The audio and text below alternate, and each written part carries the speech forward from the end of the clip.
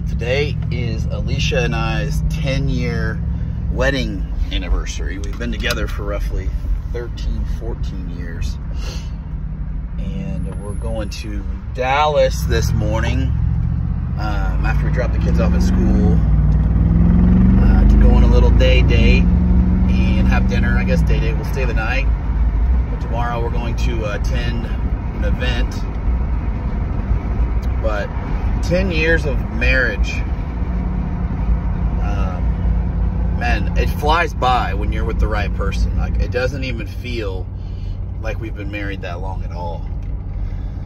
You know, going through business together and simultaneously, obviously having a relationship, it's not easy, but it's all we know.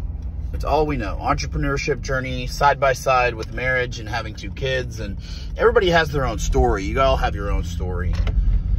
But I wouldn't have it any other way.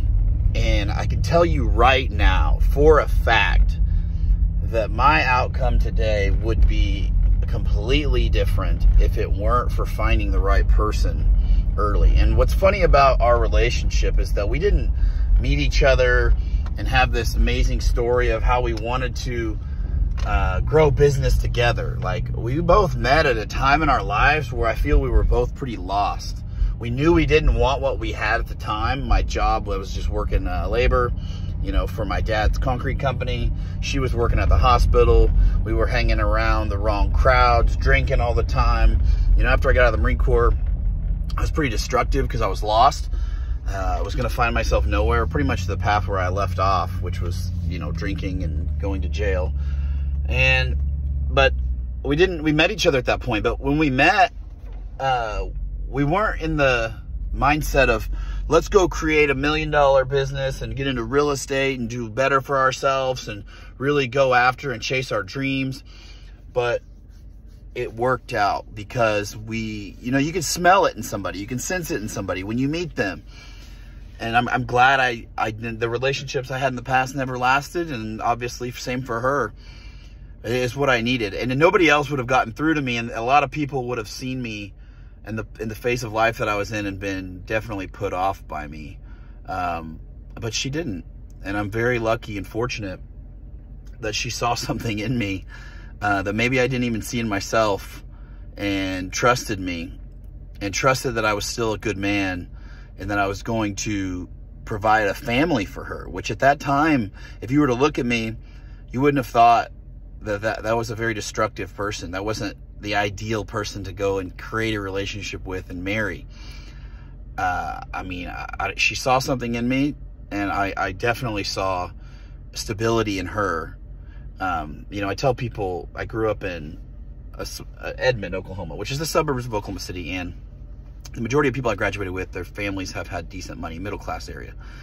But she's from a small town, and one of the biggest turn-ons for when I met her was that she knew how to pay her own bills. Like, you find that crazy, but when you're, most people have their parents still helping them, and they go to college, and, you know, they don't work for their own money.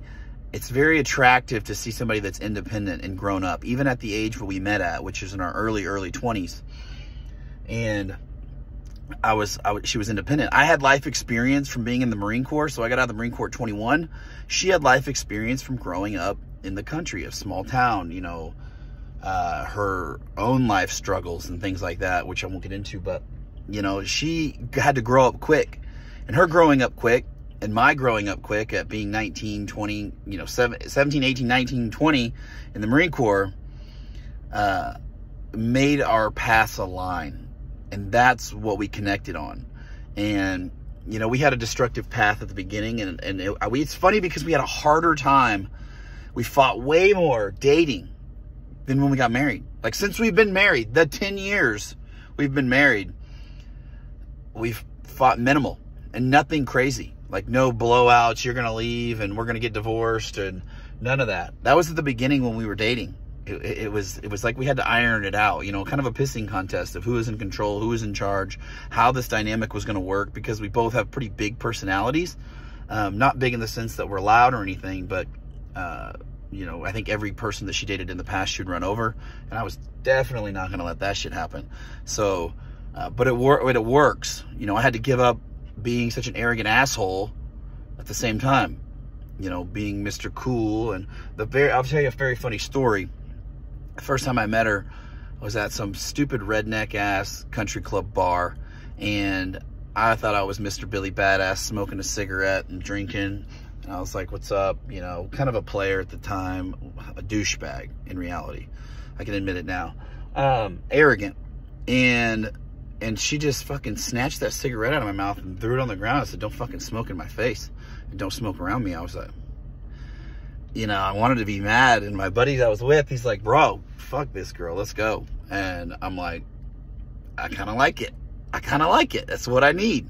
I want somebody that calls me out. I truly wanted somebody that would call me out.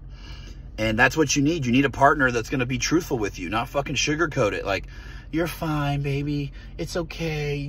I don't want somebody to cater to my self-destructive habits. I want somebody to call me on the carpet, say, you're being a little bitch, you're getting fat, you're not being positive, you're leading us down a path to make us broke. Why are you not trying harder? Why are you not doing better? You know, and the same for me. You need somebody that calls you on the carpet, you know, and that's what our relationship was kind of founded on. And, you know, I just want to say 10 years, it's been a flash in the pan, 2 kids, multiple businesses, multiple struggles through those businesses, multiple, you know, massive successes in those businesses. It's been a journey, and it's only been 10 years.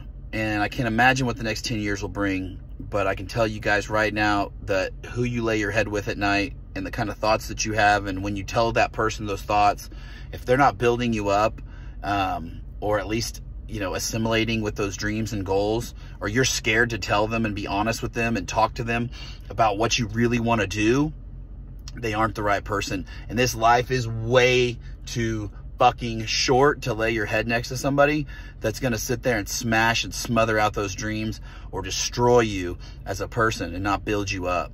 You know, if they're not calling you out for all your bitch habits and all the things you're doing and all the negativity that you may spew in the house, or I'm going to do this, baby, and then don't do it. If they're not calling you out or bringing you up, then you need to find someone else. And if you're that person in the relationship, you stop, because you're destroying the other person.